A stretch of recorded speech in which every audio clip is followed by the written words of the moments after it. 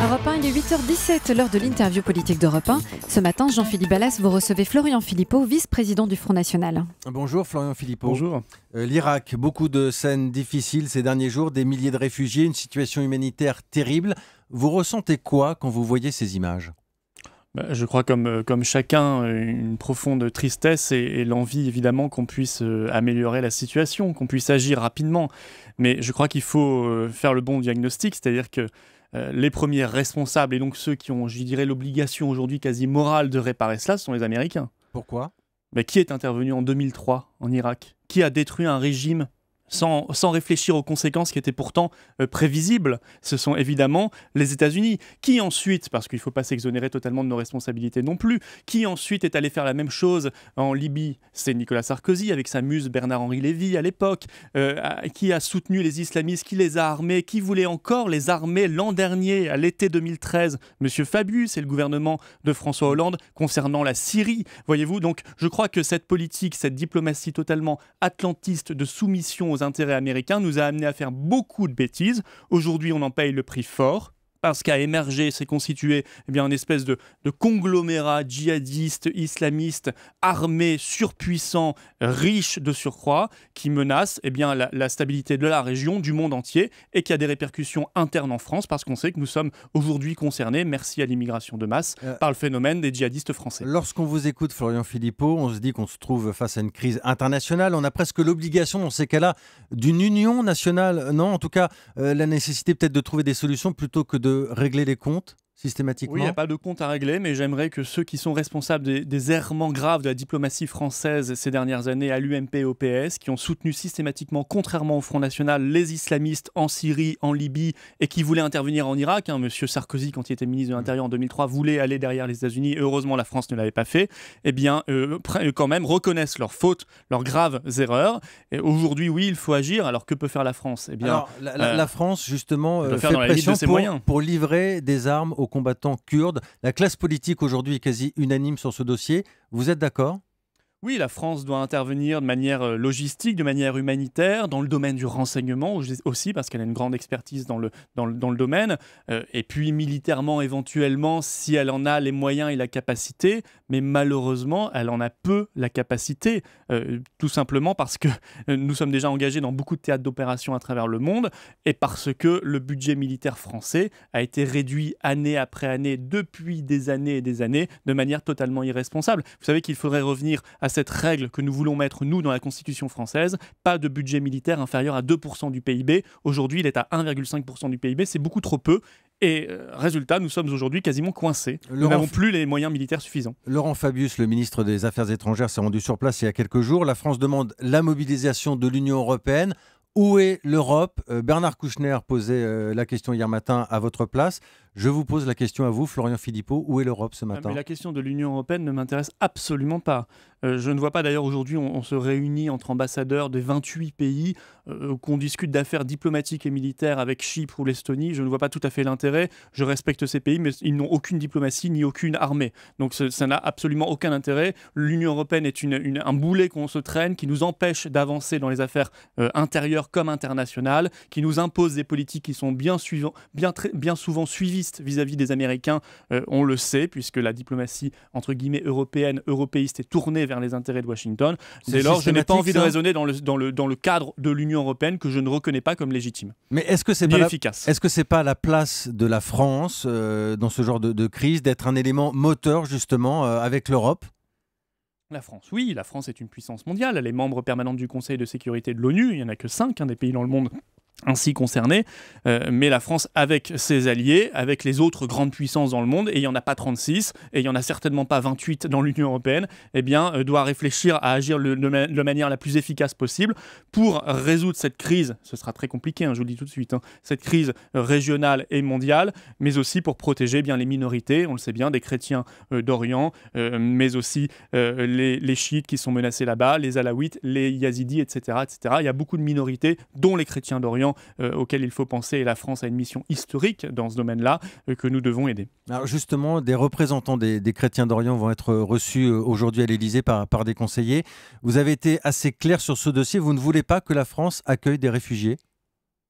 Nous avons dit que notre première mission, c'est de faire en sorte que ces chrétiens d'Orient puissent rester chez eux où ils sont depuis des millénaires. Je crois que d'ailleurs c'est leur souhait le plus légitime, c'est de faire en sorte qu'on puisse apporter une solution politique, humanitaire, pour qu'ils puissent rester chez eux.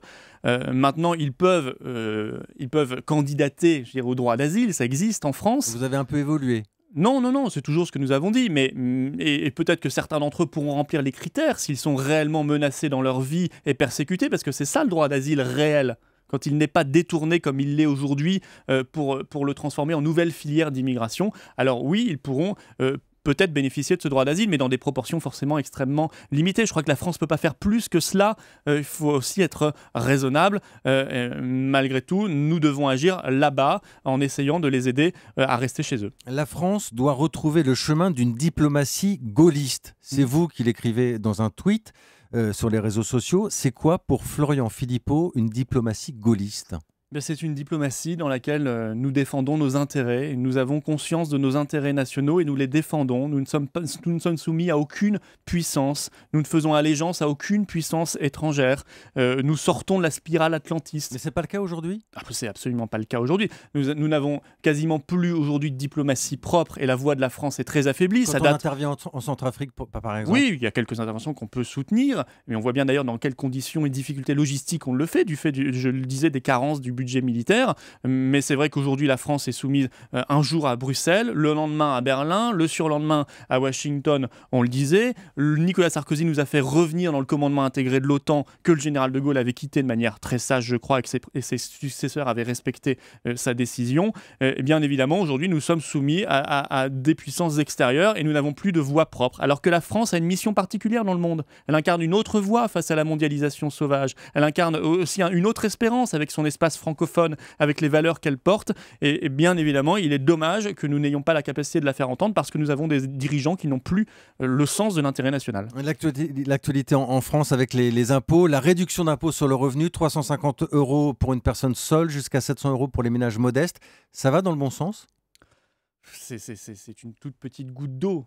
Tant mieux pour ces personnes qui sont concernées, mais généralement les mêmes ont vu la TVA augmenter, sont devenues imposables alors qu'elles ne l'étaient pas du fait du gel du barème de l'impôt sur le revenu depuis 2010 qui s'est poursuivi plusieurs années. On a eu des millions de nouvelles personnes imposables et les nouvelles économiques qui arrivent sont très mauvaises, ce qui nous fait penser que l'austérité va s'aggraver et qui dit austérité dit augmentation des taxes et des impôts. Pourquoi les nouvelles économiques sont mauvaises ? L'OCDE l'a dit, la croissance est au ralenti dans la zone euro et même en Allemagne, alors qu'on nous l'avait présenté comme un modèle, parce que l'Union européenne est enferrée dans une politique économique qui ne fonctionne pas, avec un euro qui est une catastrophe économique et sociale, avec l'ouverture totale des frontières, ouverte à la concurrence déloyale, alors qu'il faudrait faire du protectionnisme intelligent. Et évidemment, je crains que l'automne et l'hiver soient très très durs en France et dans la zone euro, parce qu'on s'entête dans une politique qui ne marche pas. C'est possible de faire du protectionnisme intelligent, ça consiste en quoi ? Oui, du protectionnisme intelligent, c'est ce que font beaucoup de pays dans le monde, c'est-à-dire quand vous avez une concurrence déloyale, vous rétablissez les conditions d'une concurrence plus loyale, par des droits de douane ciblés sur les produits qui vous font cette concurrence déloyale, par des quotas d'importation temporaires quand il le faut, par des normes sanitaires, environnementales, etc. En plus, c'est écolo. Parce que quand vous produisez, quand vous incitez à la production sur place, la production française, eh bien évidemment, vous évitez de nouvelles sources de pollution, notamment la pollution par les transports. Entre le protectionnisme et l'isolationnisme, la frontière est parfois ténue. On en est très loin, on est très très loin de l'isolationnisme aujourd'hui. On est aujourd'hui la zone la plus ouverte du monde, ouverte à tous les vents de la mondialisation, et on ne fait aucun protectionnisme, aucune forme de protectionnisme, parce que ils ont signé les traités européens qui l'interdisent formellement. C'est de cela dont il faut sortir, c'est-à-dire remettre la France dans le monde, sortir de l'isolement européen qui aujourd'hui la coupe de la croissance mondiale, et faire en sorte qu'on soit réarmé face aux défis de l'économie mondiale. Alors la France, malgré tout, on l'a dit ce matin sur Europe 1, qui reste la destination favorite des touristes du monde entier, plus de 84 millions de vacanciers étrangers. Vendez-moi la France, Florian Philippot. Je suis un touriste, j'arrive à Paris. Qu'est-ce que vous me dites sur ce beau pays ?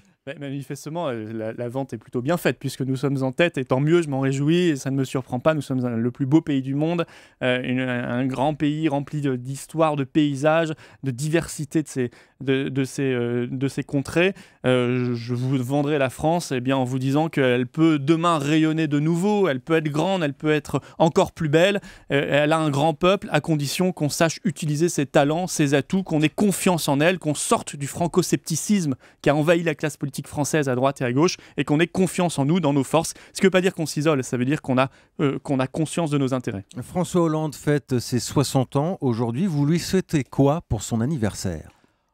Je lui souhaiterais évidemment peut-être une lecture, de relire Jaurès, puisqu'on fera référence à un autre... conseille à François Hollande de relire Jaurès. On fera référence à un autre anniversaire, celui de l'assassinat de Jean Jaurès, mais c'est vrai que peut-être qu'il se rappellera qu'on n'est pas forcément soumis aux puissances d'argent et que d'autres l'avaient dit et qu'il ferait bien de s'en souvenir. Et puis, puisqu'on est dans les lectures, il devrait lire aussi le général de Gaulle et ça lui apprendra ce qu'est un pays libre, la France libre, l'honneur d'être français. Et puis pour lire tout ça, on lui offrira des lunettes Made in France, puisque ça existe, les lunettes Made in France fabriquées en France. Florian Philippot, vice-président du Front National, merci d'avoir répondu à nos questions ce matin sur Europe 1.